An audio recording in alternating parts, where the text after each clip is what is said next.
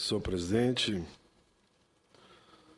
senador Cícero, é uma alegria estar nesse momento presidindo a sessão sobre a orientação de Vossa Excelência. Senhor presidente Cícero Luceno, o que me traz à tribuna no dia de hoje é falar de um tema relacionado aos direitos humanos. Quero falar aqui hoje sobre a situação do sistema carcerário no Brasil.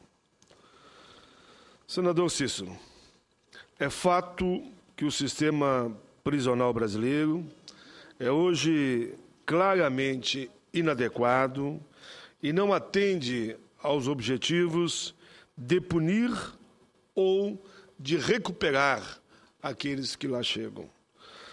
Segundo o relatório de 2009 da ONG Human Rights Watch, as prisões no Brasil estão em condições desumanas.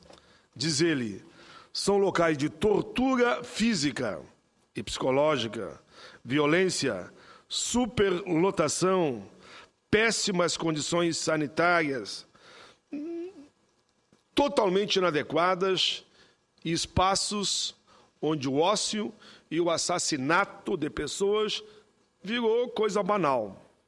Má alimentação, abandono material, proliferação de doenças nas celas, maus tratos, ociosidade, assistência médica praticamente nenhuma, nem trabalho, já que estão lá, que trabalhem, até para pagar o seu sustento. Trabalho não lhes é ofertado e nem sequer a questão do combate ao analfabetismo.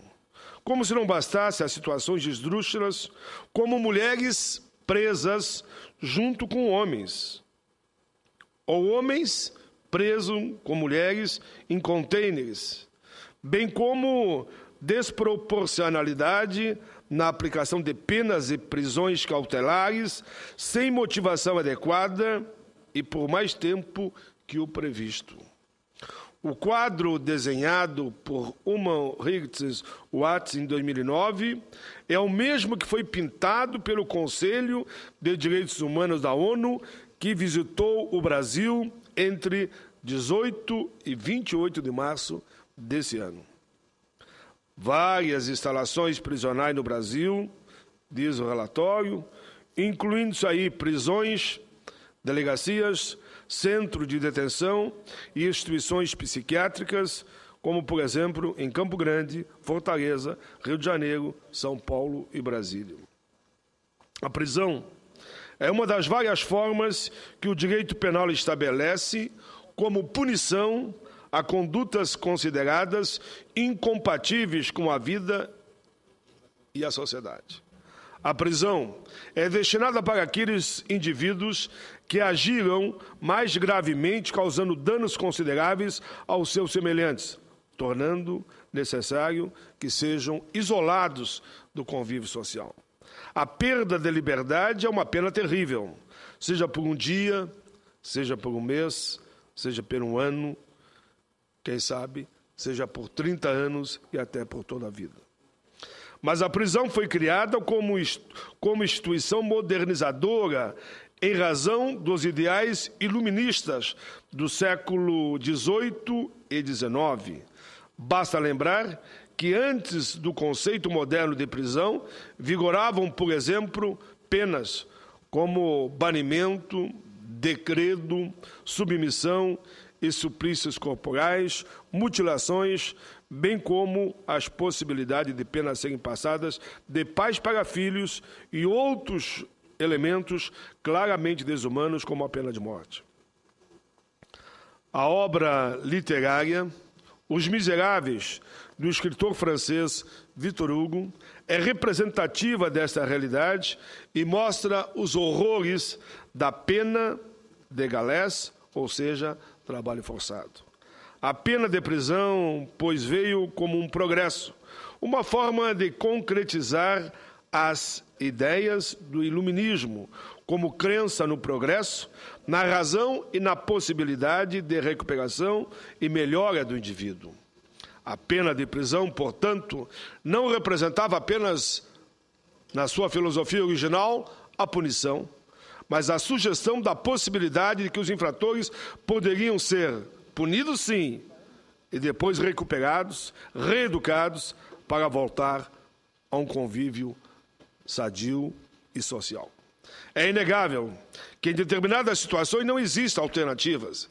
É preciso punir com a pena de prisão, sim, pelo tempo consequente do fato ou do ato do crime ocorrido.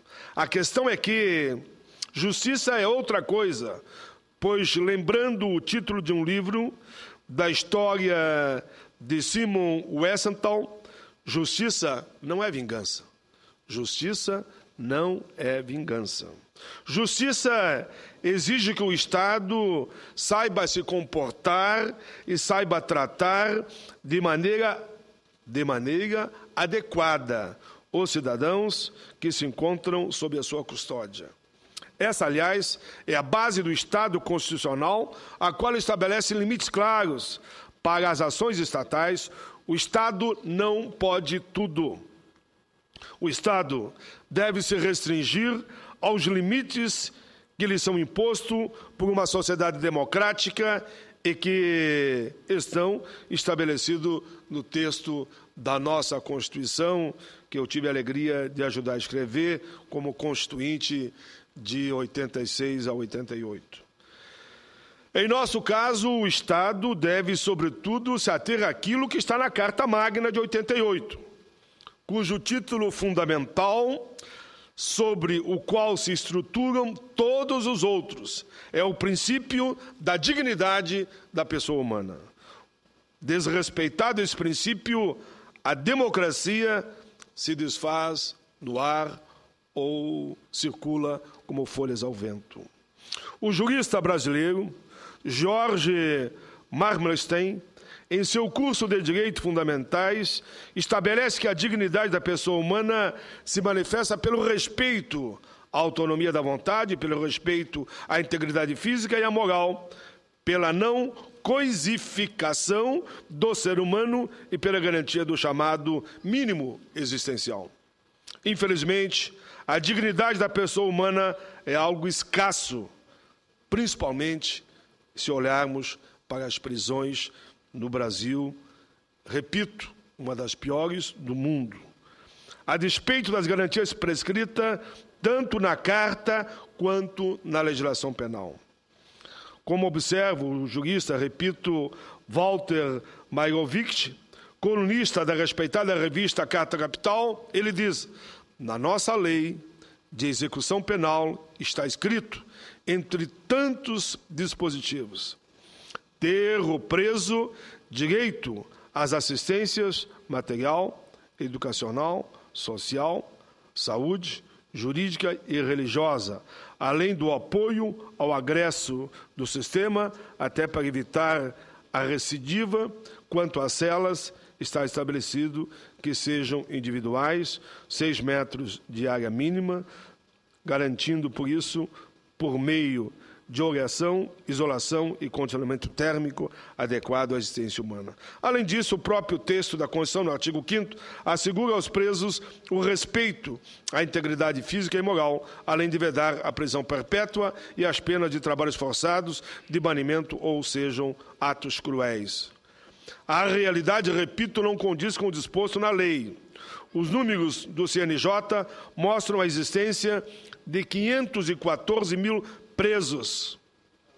514 mil presos e de apenas 306 mil vagas, ou seja, um sistema carcerário superlotado, onde homens e mulheres vivem como animais e com presos vivendo, consequentemente, em condições vergonhosas para aqueles que olham o lado humano. Aponta o jornal O Estado de São Paulo, abro aspas, é por isso que o país tem sido denunciado em organismos multilaterais como OEA e a ONU por movimentos de defesa dos direitos humanos a nível internacional. Esse quadro de superlotação é tão grave que, em fevereiro último, o Supremo Tribunal Federal convocou a audiência pública para discutir o cumprimento das penas em regimes mais vantajosos ao condenado nos casos em que o Estado não tem vagas suficiente para acomodar presos no regime semiaberto. Por outro lado, esse número, superior a 500 mil encarcerados, não significa que a polícia seja eficiente. Pelo contrário, segundo o professor Noemias Moretti Prudente, em artigo publicado na revista do Ministério Público Militar, de novembro de 2011, ele diz: o índice de punição de crimes é inferior a 10%. Então, não alguém pense que simplesmente manter o preso lá, no espaço físico que cabe 100, colocando 200 e 300, ele está resolvendo a questão da violência do Brasil. Não está resolvendo nada. Olha o que diz o estudo. O índice de punição de crimes é menos que 10%. Nas palavras do professor, se a polícia fosse mais eficiente, o poder público não teria onde colocar tantos presos e a superlotação seria ainda maior. Então, a questão não é se a polícia prende ou não prende, é aonde eu colocá-los. Não há espaço.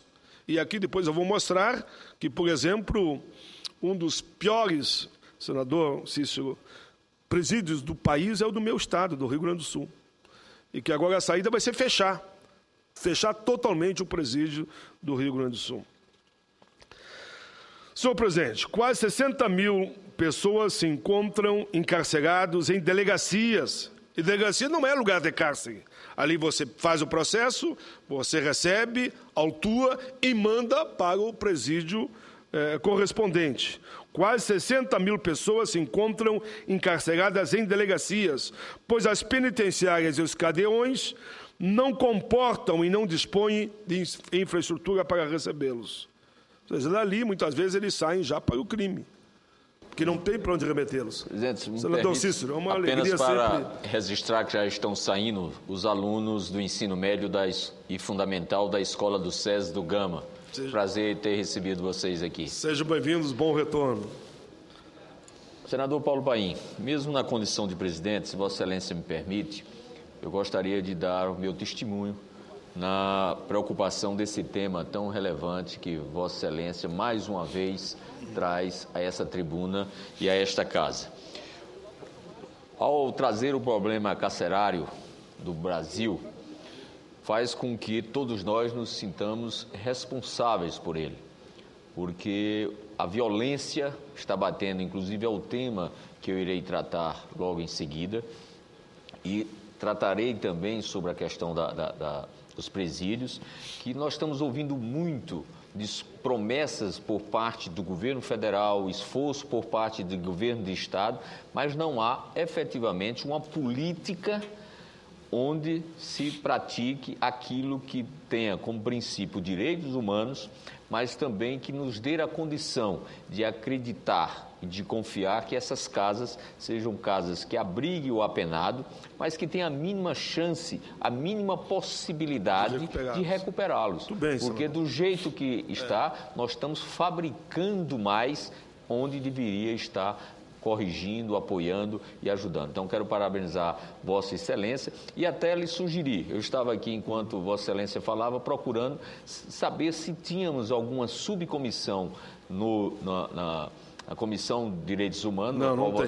Eu acho que era algo que a gente poderia tratar para que a gente fizesse um diagnóstico. O senhor traz aqui um relatório de 2009, que considera desumano. Eu tenho certeza absoluta, não tenho medo de errar, de afirmar que só fez piorar.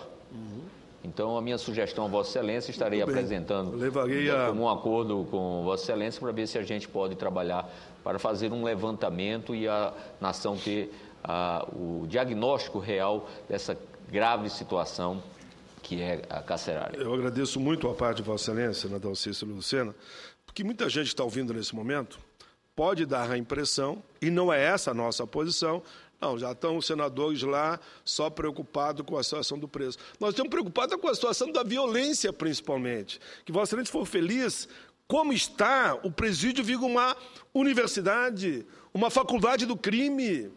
Explode. É que não há como, no mesmo espaço, vocês colocar duas pessoas. Eu estou aqui na tribuna. Tente colocar outro no meu lugar, enquanto eu estiver aqui. Não dá, é lei da física, né? Não é isso? Não dá. Então, num presídio que cabe 100 pessoas, botam 300, explode, e aí os marginais estarão, na verdade, voltando ao crime. Então, nós temos que ter uma política, como os países mais civilizados têm, para a situação dos presídios. Os dados aqui são alarmantes, eu vou continuando, senhor presidente, agradecendo pela parte. O professor Noemias acrescenta ainda na sua análise a informação a respeito do perfil do preso brasileiro. Segundo ele, a população carcerária brasileira compõe-se, primeiro, 93,4% são homens. 93,4%, quase a totalidade dos bandidos, dos assassinos, são homens. Somente 6,6% são mulheres. Em geral, são jovens de 18 a 29 anos.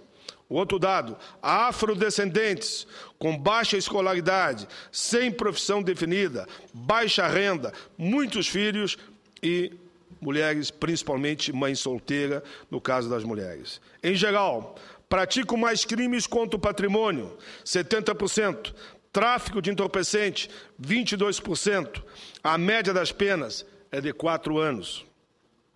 É importante também observar que tanto o número de encarcerados quanto a superlotação, que aqui eu destacava, continuam a crescer a cada ano, aumenta o número de pessoas que vivem por metro quadrado dentro dos presídios. E, claro, que saem de lá formados para assaltar, matar, isso tudo que nós queremos evitar.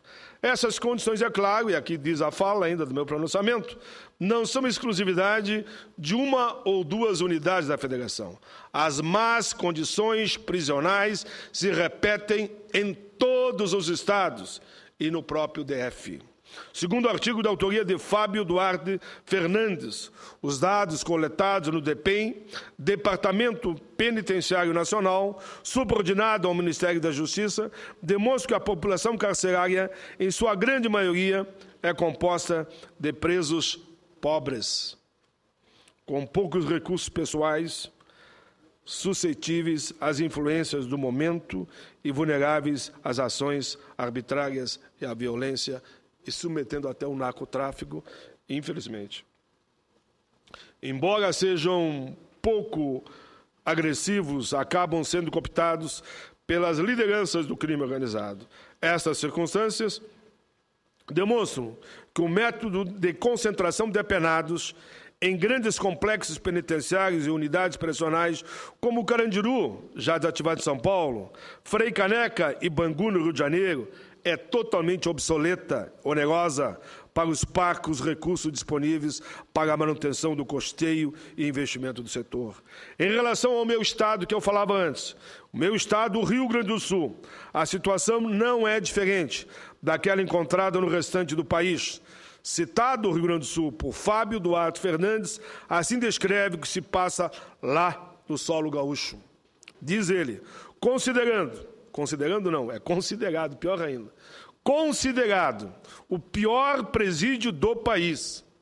O Presídio Central de Porto Alegre está localizado, estou lendo aqui o relatório, na Avenida Rócio 1100, na zona leste da cidade, e abriga quase 20% de toda a população carcerária do Estado. Aí ele diz, o odor rançoso, comida velha, estou lendo o que está escrito no relatório, fedor, ocre de urina e maconha misturada a esterco queimado com o esgoto, vertendo pelas paredes e as ratazanas disputando espaço com os presos, é o cenário que encontrei no presídio. Fábio Duarte Fernandes. As celas com capacidade para 4, 6 e 8 presos, 4, 6 e 8, mas ficam entre 25 e 30 presos. Olha esse dado. É alarmante.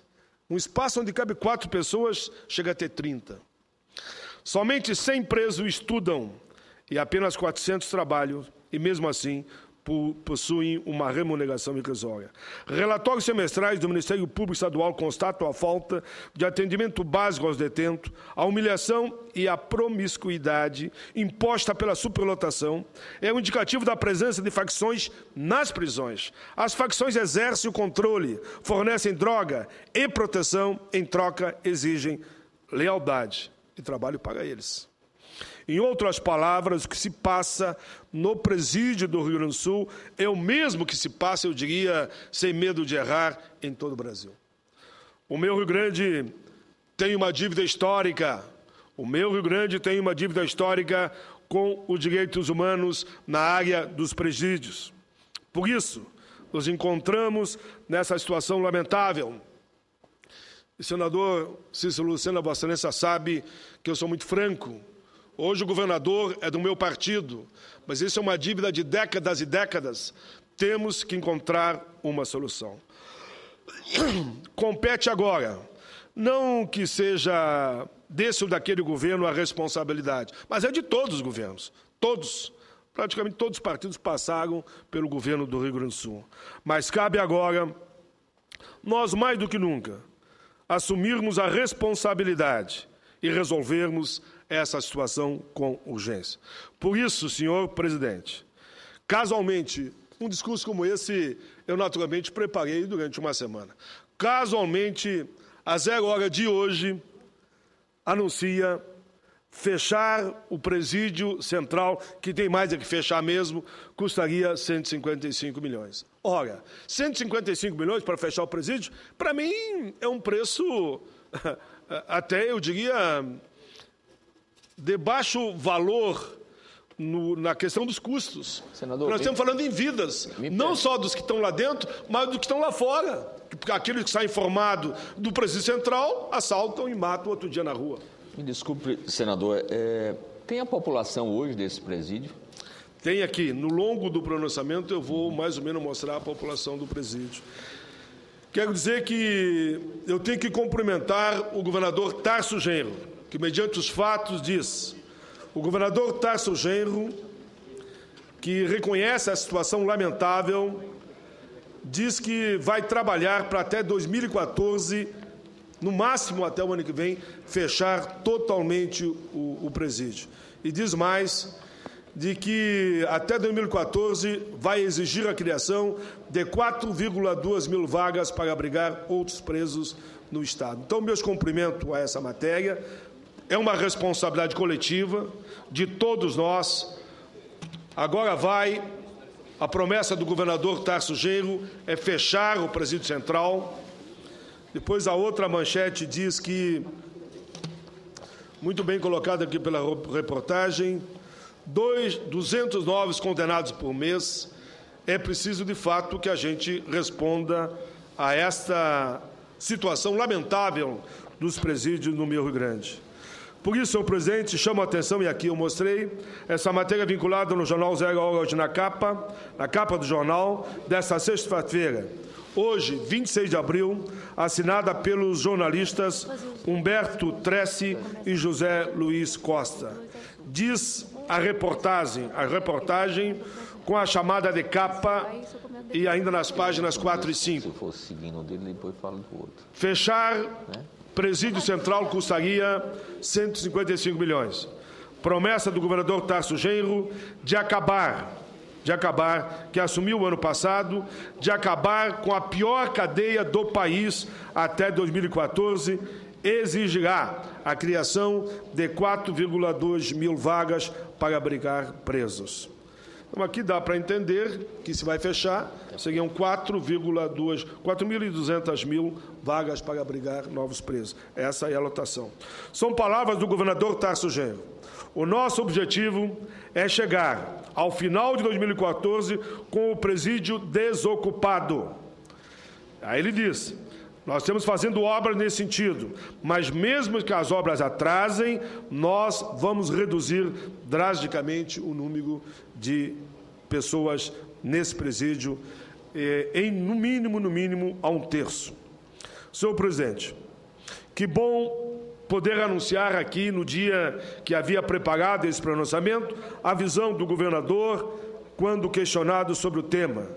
Que bom que o meu Estado, o meu querido Rio Grande do Sul, mostra, assim, que está preocupado com essa situação e encaminhando soluções para esta questão. Sabemos que o valor do investimento é pouco, mas é um início.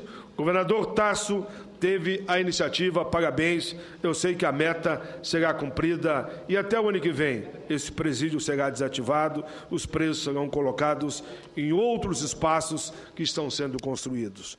Estamos conscientes que isso é apenas o início de uma grande reviravolta no sistema prisional do Rio Grande e que a gente não tenha nunca mais que vir à tribuna do Senado da República e ter que reconhecer, como diz aqui os analistas, que o presídio do Rio Grande do Sul é o pior do país. Enfim, o sistema prisional brasileiro é caótico, ultrapassado, insuficiente, é sobretudo injusto e comprovadamente incapaz de recuperar o apenado, haja vista que a taxa de reincidência é de aproximadamente 70%, segundo os dados do CNJ.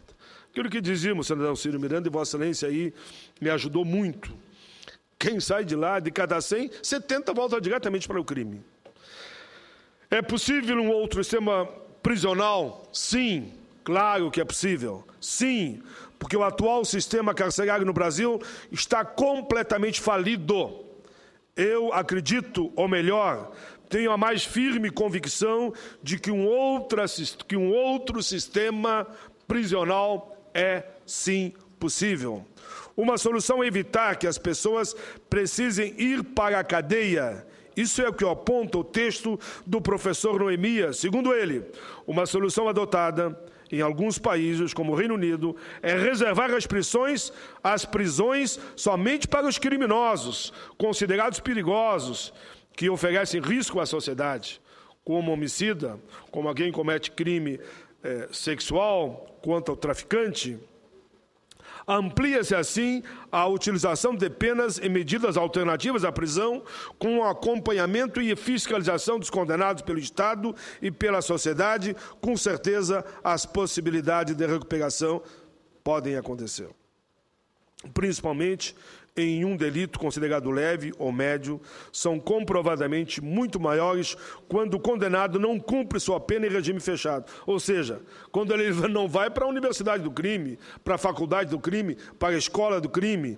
A pesquisa mostra que quando o delito é leve, você consegue recuperar ele com mais facilidade se ele não ir para dentro do presídio, porque de lá ele volta pior. Diz mais, além disso, as chances de a pessoa reincidir são menores, cai de 70% para 12%. Veja os dados. Senhor presidente, como vemos, a primeira estratégia é diminuir o número de pessoas enfiadas ou enviadas para os presídios. Isso, aliás, é o que foi apontado pela CPI do sistema carcerário, conduzida pela Câmara dos Deputados em 2009. Em seu relatório final, a CPI apontou que a concretização das penas alternativas ainda está emperrada. Por quê? O Poder Judiciário não tem uma cultura de confiança nas penas alternativas, seja pela inexistência de sistemas adequados e de fiscalização, ou de casas de albergados, ou mesmo de acompanhamento dos resultados dessas penas, muito poucos juízes as utilizam. A CPI apontou ainda a necessidade da criação de núcleos ou centrais destinadas ao monitoramento e à fiscalização da execução das penas e medidas alternativas, com uma estrutura mínima interdisciplinar, com a participação de psicólogos e assistentes sociais, ainda que, segundo informações apuradas, somente 10% das comarcas mantenham um controle do cumprimento das penas alternativas. Nos outros 90% dos casos, a aplicação das penas alternativas não estão ainda com o devido controle do Estado. A segunda estratégia passa pelo incremento da justiça reparativa, que consiste na reparação dos danos eventualmente causados a uma pessoa, em vez de punir somente o responsável pelo dano. Isto não vai resolver e deixar o autor do delito, mas garantia que a vítima fosse também devidamente reparada pelo dono que sofreu.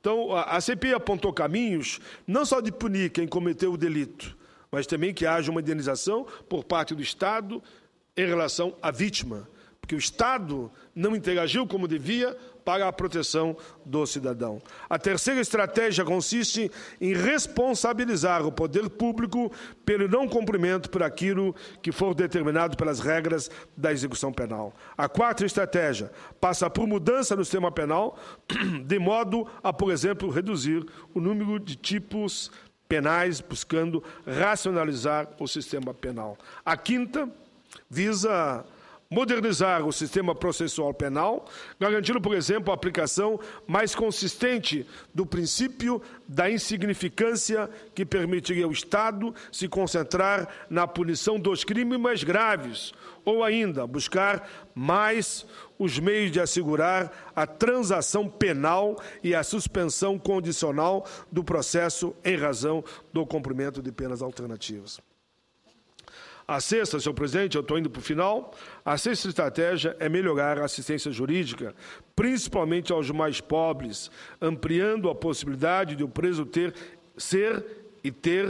um atendimento jurídico, ser fiscalizado no cumprimento da pena, o que evitaria a situação tão comum de encontrarmos pessoas que remanescem nos presídios por um tempo muito maior do que aquele que ele foi condenado. A sétima estratégia diz respeito ao investimento em meios tecnológicos, caso das tornozeleiras. Enquanto eu li aqui, eu lembrava, a assessoria naturalmente nos ajudou, eu acho que as tornozeleiras eletrônicas são um instrumento importante, cujo uso deve se tornar mais frequente, porque ele pode ficar na prisão até domiciliar, sabendo que se ele sair dali, a gente tem visto isso já em inúmeros casos, tantos metros longe da casa onde ele vive, a tornozela dá um alarme e ele volta para o cárcere fechado. É uma forma, ainda em penas leves, naturalmente. A oitava estratégia, por fim, trata do investimento em parcerias públicas-privadas. Parece bastante razoável, o prefeito Jairo Jorge, lá na minha cidade, em Canoas, está caminhando nesse sentido. Para mim, parece bastante razoável imaginar que os presos, por infrações leves, cumpram penas em presídios administrados pela iniciativa privada. Temos inúmeras experiências em andamento no Brasil, como no caso dos estados, como Ceará, a experiência já, presídio administrado pela iniciativa privada, Minas Gerais, Santa Catarina, e vemos que aí é possível imaginar um sistema que não se reduza ao mero encarceramento sob o controle do Estado, mas que a iniciativa privada também possa atuar, mas que proporcione ao preso que cometeu o crime mais leve a possibilidade de ser recuperado e voltar ao convívio social. Enfim, a situação dos presídios brasileiros, repito, é gravíssima, gravíssima, gravíssima. É um ambiente nocivo na medida que não recupera o preso, mas o transforma em um criminoso ainda mais perigoso. A segurança pública, ensina o jurista Walter Mairovic, é um triplé que compreende polícia, justiça e sistema prisional.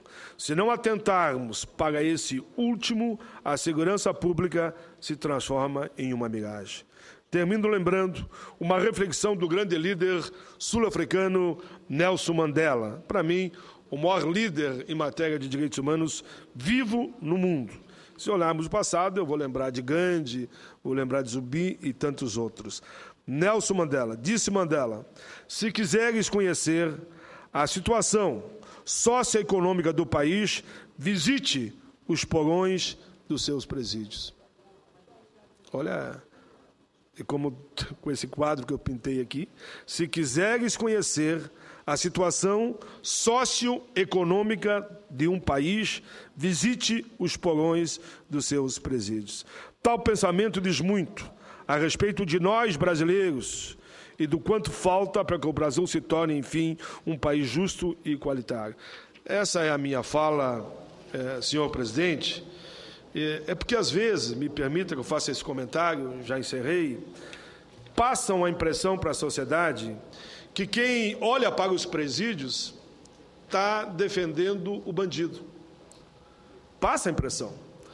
E que me venderam essa imagem. É errado. Quem olha para os presídios é preocupado com a violência. Olha os relatos que nós aqui damos, eu, o senador Cícero, o relato que nós demos aqui, os presídios são escolas de crime. Nós vamos estar multiplicando presídios para fazer universidades, faculdades, escolas, para formar criminosos, e aí que eles voltem a agredir a sociedade. Nós, ao olhar para os presídios, e dados como esse, um espaço físico que cabe 4, tem 30, eles não vão ficar ali, amanhã ou depois estão na rua de novo, e vão cometer os crimes mais bárbaros ainda. Com mais experiência. Com mais experiência, que receberam a formação do crime organizado. O que nós, quando olhamos para os presídios, estamos preocupados, claro, com a política de direitos humanos. Todos nós, eu acho que a questão de direitos humanos é uma questão universal. Eu duvido que um homem ou uma mulher de bem não gosta de dizer que ele olha com carinho as pessoas e não quer para si o que não quer para os outros, né? Em hipótese nenhuma. Que tem que punir, tem que punir. Ninguém está dizendo que não tem que punir. Tem que punir, sim. Mas temos que apostar que, se você caminhar no combate à violência, você tem que tratar também a questão dos presídios. Trabalhar, botar eles trabalhar na linha de reeducar, e os crimes mais violentos, claro, vão responder pelo tempo necessário que o juiz assim entender, se é 10, é 20, é 30 anos em cárcere fechado. Agora, botar meninos, que às vezes roubam uma laranja, uma galinha, uma banana, ou um livro, ou uma bicicleta, no mesmo lugar que estão os chamados profissionais do crime, entregar para o professor do mal, para que eles voltem com mais violência ainda para as ruas. Mas, enfim, eu quero cumprimentar, por final, a matéria que pedi para registrar na íntegra.